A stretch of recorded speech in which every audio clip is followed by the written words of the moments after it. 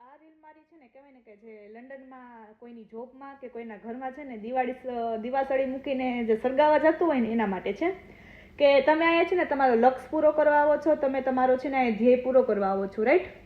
નહીં કે કોઈના ઘરમાં દિવાસળી મૂકવા કે નહીં કે કોઈનું સળગાવવા માટે. તો તમે અહીંયા જે કરો છો ને એ કરો. તમને કોઈ નથી પૂછતું કે તમે શું કરો છો, શું નથી કરતા. અને તમે જે કરતા હોય ને એ તમારી પાસે જ રાખવાનું હોય. જો તમારે પ્રોફેશનલી તમારી લાઈફ લંડનની અંદર જીવી હોય ને તો તમારે તમારું કોઈને શેર ના કરવાનું હોય કે હું તો આ કરતો હતો કે હું તો આ કરતી હતી, હું આ કરું છું ને હું આ કરવાનો છું. સો મને તો એટલી ખબર પડે.